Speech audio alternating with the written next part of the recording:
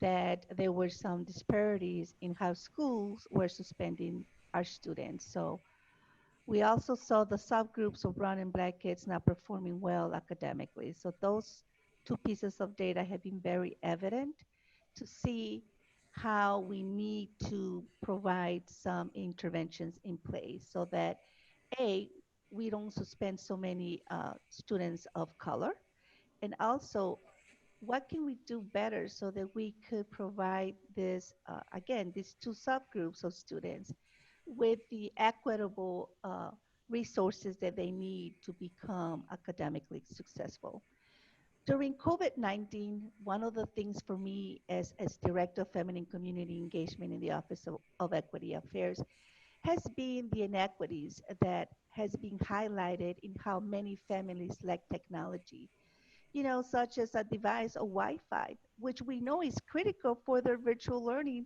And I know that we're doing the best thing that we can as a district. We are intentionally reaching out to the families so that we could provide them with the needs that they need to support the student academic success. But so those things to me, especially like I said, as Director of Family and Community Engagement, I want all my families, especially minority families, to have what they need so that their kids could become successful. And I think and also as a mother, I take that very personally because I see that even in my family, right? At first I was like, I don't think I need a device for my child because I said he could borrow mine, but as we started to do work and I have to work from home, I need my own device.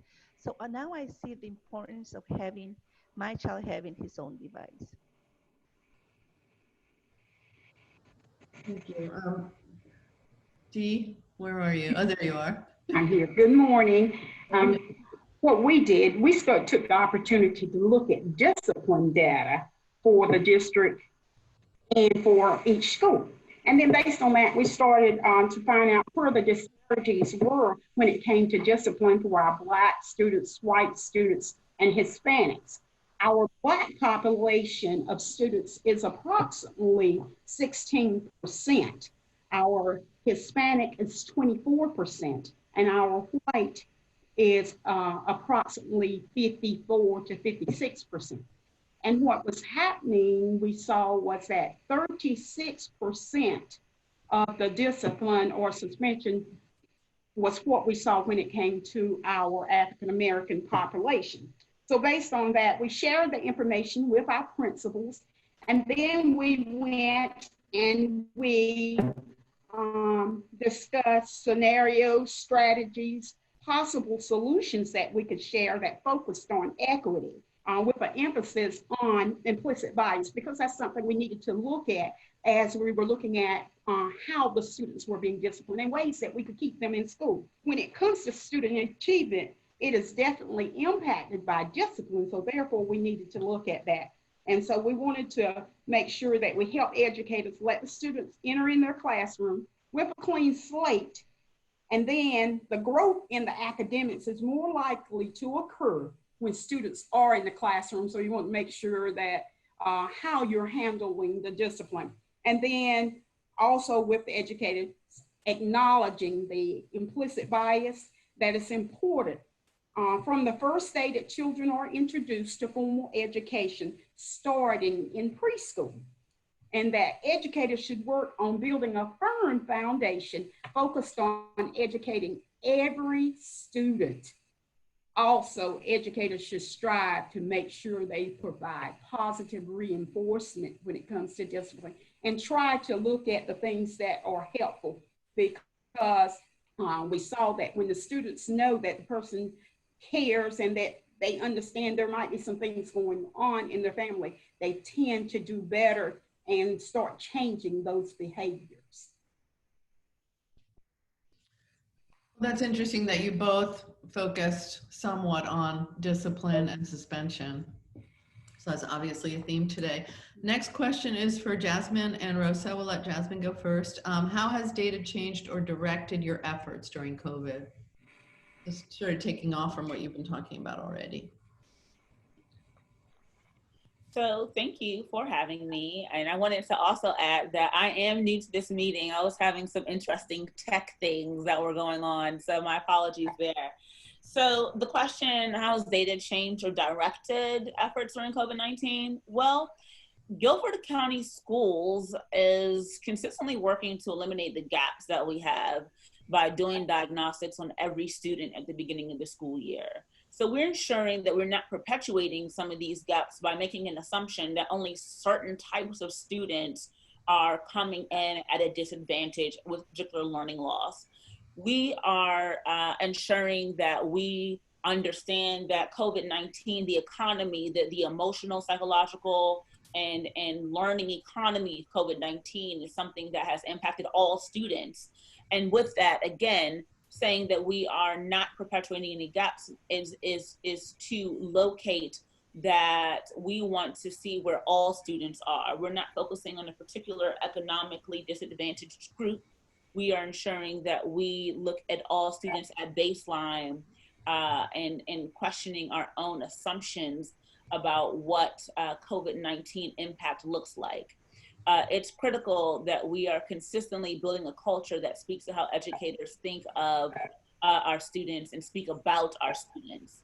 So that's how we have changed our data. We are doing away with assumptions and treating all students with equity at baseline.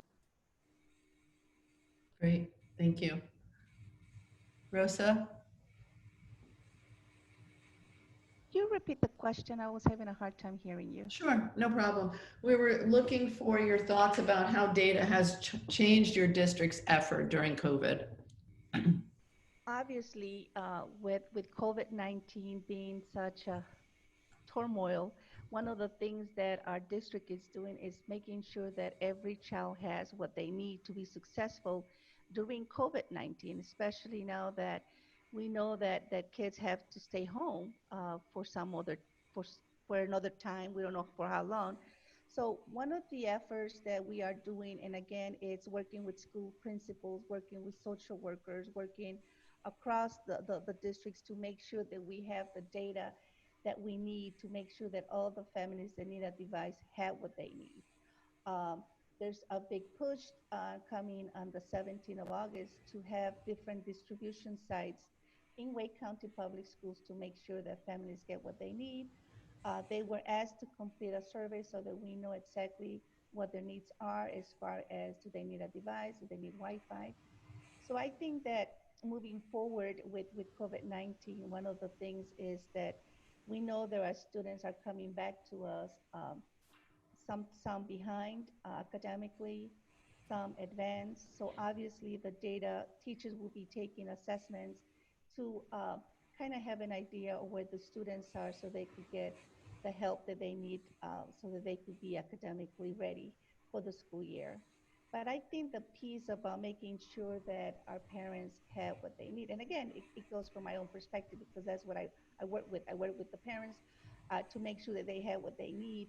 And sometimes we take for granted the refugee and immigrant community that exists. They have needs, they are essential workers. So I have to say that our schools and our schools principals have been very intentional to look at the data, their school data, to make sure that they know which families are the ones that they need to target, which families they need to be more intentional about making sure they have what they need. That's great. So laserly strategic. Okay. The next question, we'll start with Jasmine and then Dee. What's one way your district is using data to show its impact during COVID? Or you could also answer, in an ideal world, what's some data you think your district should be checking to show impact, sorry. Do I need to repeat that one again? What's one way your district is using data to show impact during COVID? Or an ideal world, what's some data you think your district should be tracking to show impact? So first, I want to note that we believe that all students deserve access to grade level instruction. So we are traversing the comfortable yet inherently destructive assumption that our children are so behind. which we believe is deficit model thinking. We're doing that by elevating their assets and ability to learn with current grade level instruction. So, in addition to doing that top of the year, first of year diagnostics testing, we are making sure that we are integrating our current level grade instruction. Um, and in doing that, we're making sure that our teachers are performing diagnostics for school year 2021.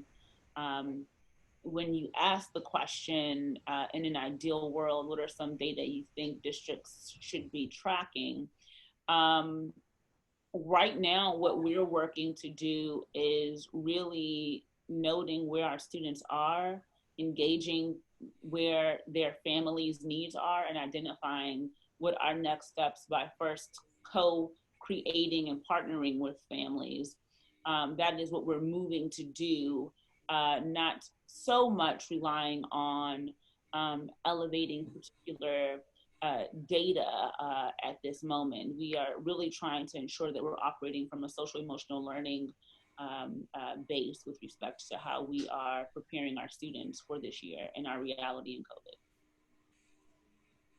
Okay. Great.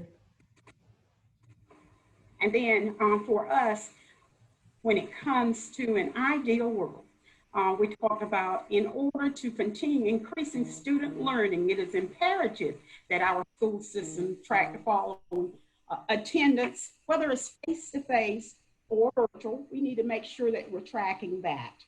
Student engagement, and that might involve assessments because we need to assess where students are and work with them to move them forward.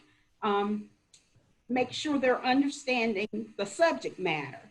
And then communication with parents. Communication with parents, because it is hard when it comes to our diverse group to make sure, whether it's a phone call, a postcard, social workers going out, we have to make sure that we're talking to the parents to see how we can help the students move in a positive direction. And when it comes to that, I thought about my journey. My journey consists of being an elementary teacher. At the same time, while I was a first grade elementary teacher, I coached high school varsity basketball and high school varsity softball. And then I served as an assistant principal and a principal. What I did, I had a young lady that when she came to me, and I'll tell you with first grade, I want to talk about first grade. When she came to me with first grade, she talked about, I don't know how to read, I don't know how to do this. It was fine. I told her, we are going to get there together. I think sometimes we forget, we need to provide the information so that they know where we're planning on going so that they can move at a pace. And then we need to make sure that we are assessing along the way so that they're able to pick up. Because I always said to my first graders, by the time it hits November, you should be, weren't reading hard, they should be moving forward. So those are some things that we're still doing.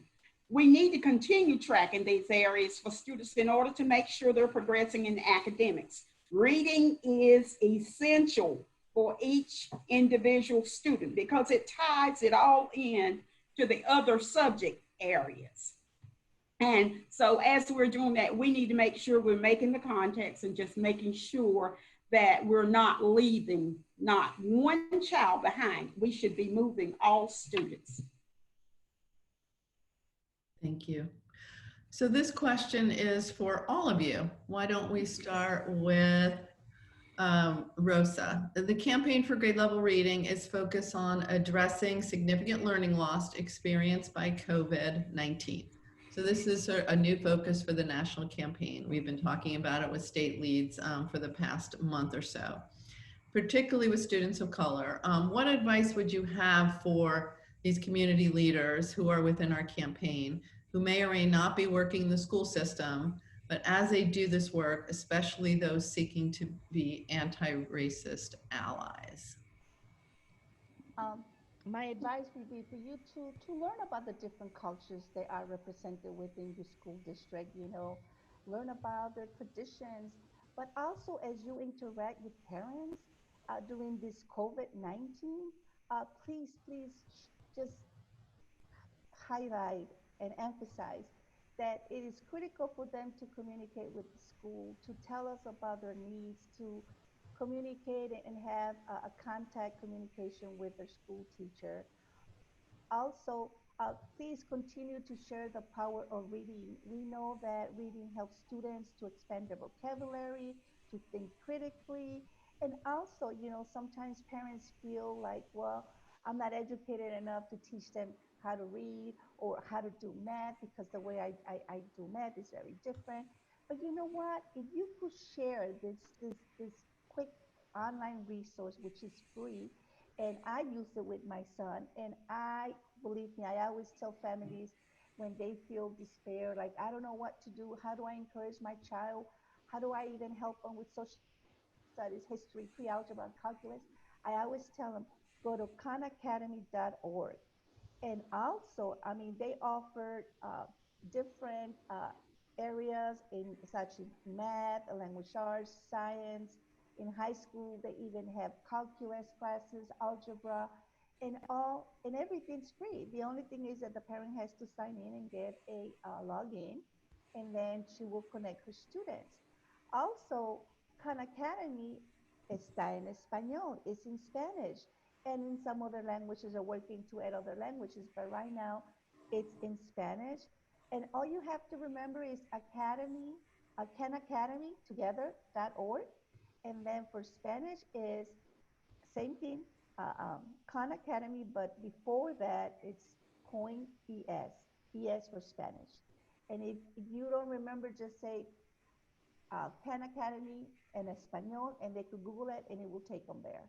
So again, we need to encourage our families to let them know that reading opens many opportunities to our kids, not only imaginative, right, because they're going to become very creative, thinking about what they're reading and taking them to places they've never been. It's about expanding their imagination, and as they read, they learn vocabulary. So again, if you could do those things, I think that would be great. Thank you. Thanks. So you're saying a little bit that coordinating with the school system to be offering the same types of resources would have a benefit for students and families. Yes, every school district has a lot of online resources, but sometimes families feel overwhelmed because sometimes they don't even know how to get to those resources. Right. So if you are working with families that might not feel, well, I don't know how to go there, just share some resources. Or if you can, on your phone, walk them through them, show them this is how you go to your webpage, and then look and see there's technology resources that will support you at home with different subjects. And I know for a fact that a lot of school districts have their own web pages where they have these online resources that parents could have access to. Great, thank you. Dee, you're up next. Okay. What I would say is we need to keep as the main goal the obligation to reach and teach all students, regardless of race, creed, color, or social economic status. Also, we have to remain positive. We need to encourage each other and know that the situation is traumatic and challenging for everyone. Most people, I like to believe that all people really want what's best for children. So therefore, we must utilize unconditional support and guidance. They are necessary for our students' success. We must be intentional about the way we interact with others as we work on developing a better understanding and acceptance of our diverse group of students, which are our future leaders. And once again, we must emphasize that we have the resources. If we don't know, we should always touch base with someone else. But the school systems have so many resources where we can make sure we're sharing. Because even with this pandemic that's going on, our students, that social emotional part needs to be discussed and handled at the same time. There are many things that need to happen. So we need to make sure that we're doing that. And whether you're in a school system or not, we can definitely make sure that we're making a difference by sharing and discussing those areas with them. Thank you. Jasmine, I think you'll close us out. Absolutely, thank you. So I do believe it's critical for us to challenge how we start to engage learning by asking ourselves the following questions offered by Dr. Gloria Ladson Billings. What counts as learning? Number one. Number two, can we finally put tests in their proper perspective? I think I essentially responded to that question with respect to questions around data for impact. I think it's critical that we have data for impact, but also understand that we are working with human beings who are not only dealing with the realities of COVID-19, but also dealing with the realities of a national uprising due to centuries of oppression and unjust experiences in this country. Number three, how do we determine what students know versus what they have? That goes back to that asset building component with respect to how we engage learners. And fourth, can we measure academic progress versus external standards, right? And I would say that as a representative of my dynamic school district, which I may have some bias, right? Guilford County Schools is doing this work. We're constantly excavating our own practices to ensure that we're engaging our children equitably. We believe it's incumbent upon us to elevate learning experiences for children, particularly in this COVID-19 economy with respect to the uprisings that we're currently living through. We want to make sure that we're continuously elevating this following statement, that economically disadvantaged should not be synonymous with unable. Economically disadvantaged in a COVID-19 world requires a mind shift from our educators and our school districts. We need to continuously disrupt comfortable assumptions and locate how our children are feeling, thinking, experiencing their lives in our current climate by centering those experiences in the classroom, centering their families and how we locate their assets, such as locating how their neighborhood, their community, and their own family's response during this COVID-19 reality, during this national uprising reality has been in this time period. Centering social emotional learning through an equity lens, also called transformative SEL, or transformative social emotional learning, in instruction is really important in reading and math and beyond. Students must see themselves and their quotidian experiences, their daily, day-to-day experiences in their learning. A few resources that I'll leave you all with as I close out are as follows. I really have been loving the Abolitionist Teaching Network, atn.org, atn.org, founded by Dr. Bettina Love, whose latest book is We Want to Do More Than Survive. She also has a podcast with her partner. I also encourage readings authored by Dr. Dina Simmons, Director of Education at the Yale Center for Emotional Intelligence. And one such work that she has provided in this in her offerings is Why We Can't Afford Whitewashed Social Emotional Learning. You can also find this writing on ASCD.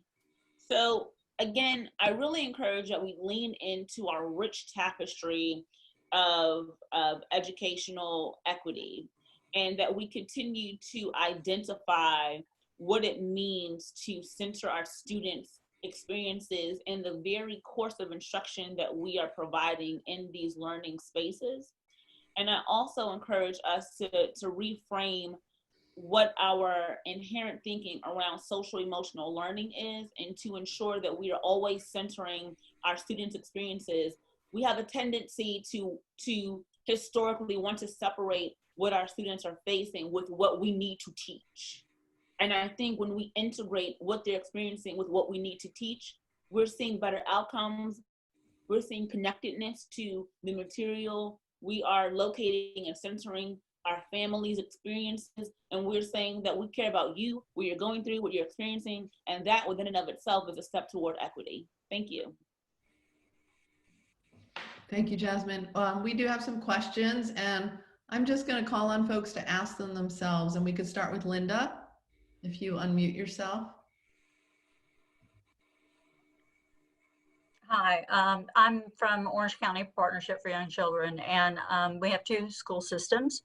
Prior to making the decision, I had conversations with both school systems asking about considering at least opening up one school to serve the pre-K children in person, but then to think more broadly of pre-K through third grade and in different schools. Had anybody in the school system that's on this panel thought about the need for the, especially pre-K through third, needing to have that interaction with the teachers?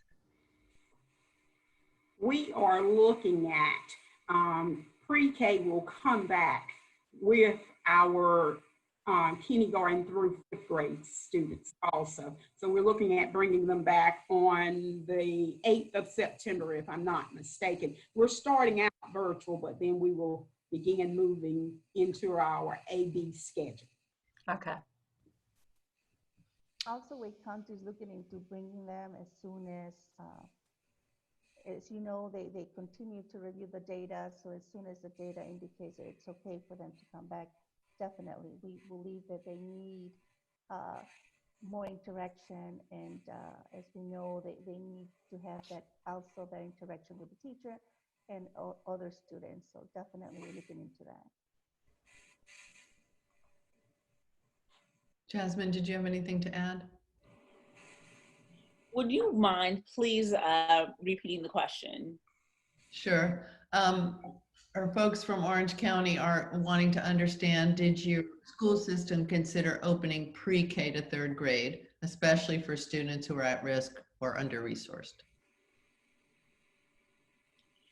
So we are making sure that we are applying an equitable path for reopening schools, and that's been how we have been working together in our task force with respect to school reopenings from the inception of what we need to do in order to ensure that we have equitable learning spaces. So there has not been any particular side discussion or any other planning with respect to communities within our greater learning community that may need special care. What we have worked to do is ensure that we're mobilizing our significant and robust group of interdisciplinary and multidisciplinary staff in order to respond to folks who require different levels of one-on-one and or specific care, modes of care.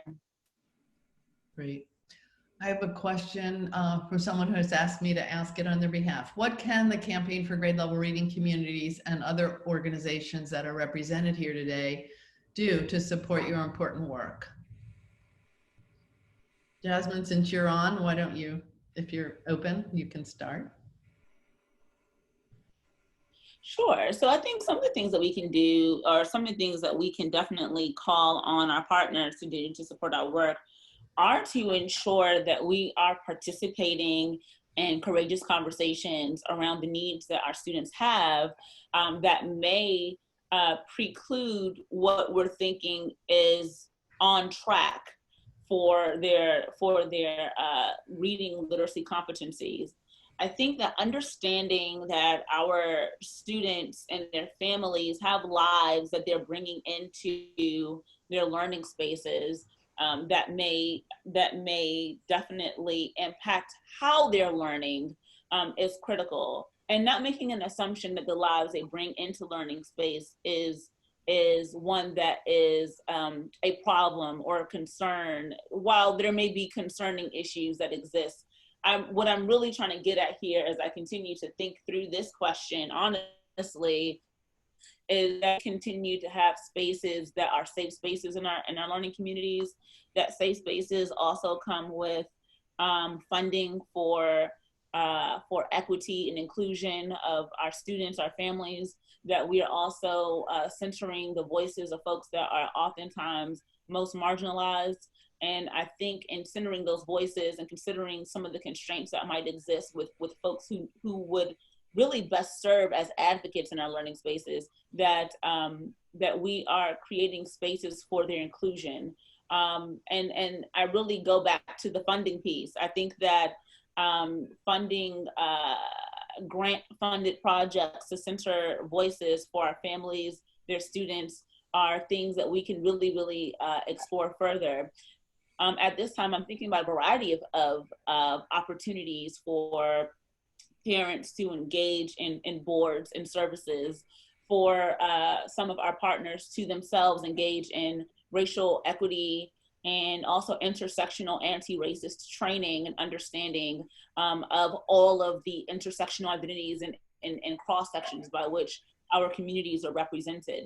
So I'm thinking again that self-learning, continuous institutional and intrapersonal excavation of where we sit, where we stand, what we bring to our learning spaces with our peers and to students, and as we apply for funding, is a part of how we need to really reshape what the learning community and the experience of learning is for those we hope to touch.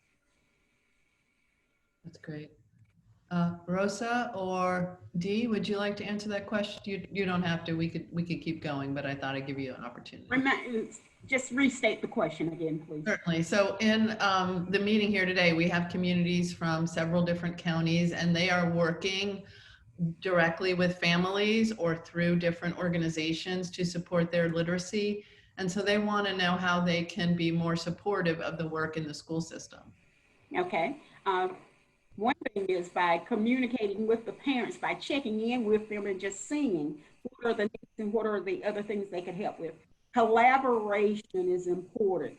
So that collaboration, you want to make sure. We have an equity committee that is diverse, and it provides a rich, resourceful, with guidance. There are quite a few of us, and they're not from, we're from within the county school system, but we do different things. So we're able to share information too. So I always say that, talk to those different ones and see what else it is that we could do. Great, thank you.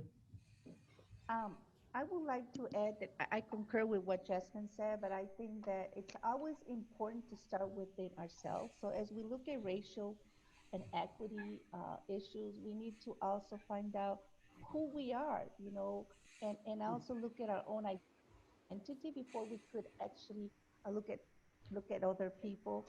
But also, as we work with families, I think it's critical for us to tap into the funds of knowledge of those families. What are they bringing? Sometimes people make comments such as families are deficit. They're not deficit. They bring value. They are their child's first teacher, and we take that for granted many times. So we need to tap into the funds of knowledge of what that family and that community bring to the table. But also, we have to be intentional too to learn about this family's background. But please, as you do more equity, sure, we need more funding, and we need more funding to do more equitable, to do training about courageous conversations, to do training about what's equity, what does that look like, implicit biases, because we all have them. So again, and microaggressions, because that is so common out there, that we tend to do that, and sometimes we don't even realize that we're doing it. So again, I think we need to start with educating ourselves first, and then, but also that requires funding. So we know that in Wake County, we're doing a lot of work with equity work, but I know that funding also is critical, especially for many organizations in the community that are doing the work. Uh, and I think that if we could push that work, if you notice, uh, the different counties here, we are talking about equity work. So that should give you an indication that it is important for us. But if you could help us behind the scene and also do that, and I think that if we push together, then it will be echo out there that this is critical for us to take it into priority. Thank you. We have a question from Michael Linker. Michael, would you like to ask that? Yes, thank you, Lisa. Mike Linker with Partnership for Children of Lincoln and Gaston. My question is, what data or information is being shared currently or could be shared that would enhance the transition process of pre-K children to kindergarten? Usually when it comes to pre-K students moving to kindergarten, the information is usually shared with the school, where they're at, areas that would be beneficial to learn more in, and just information about them. Even before, we used to do it where the students would get a chance, to visit early the school. You'd have an idea ahead of time, how you were going to feel when you got to the school and all. But now with the way everything is, it's virtual, but there's still that interaction with the students, and the information is shared for ways that we can help them and help them transition into the next grade level.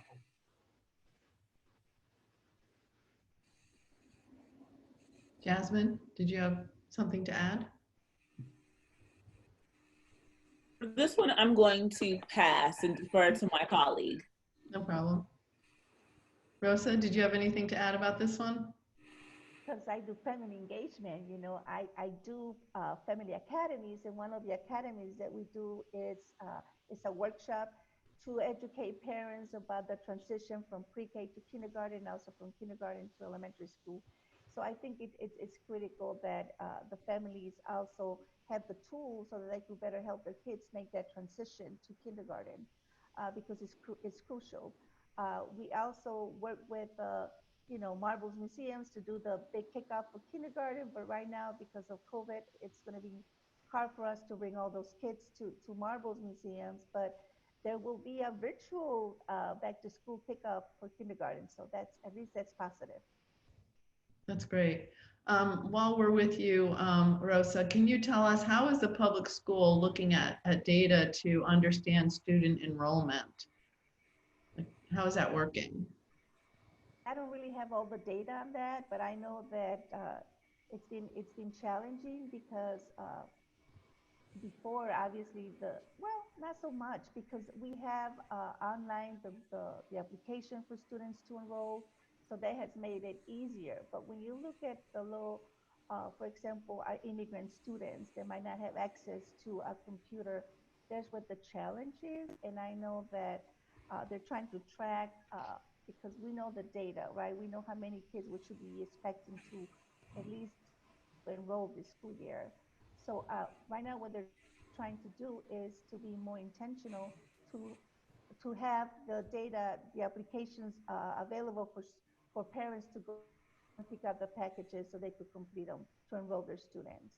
But we know too from past experiences and data that sometimes families don't enroll their kids until the last minute.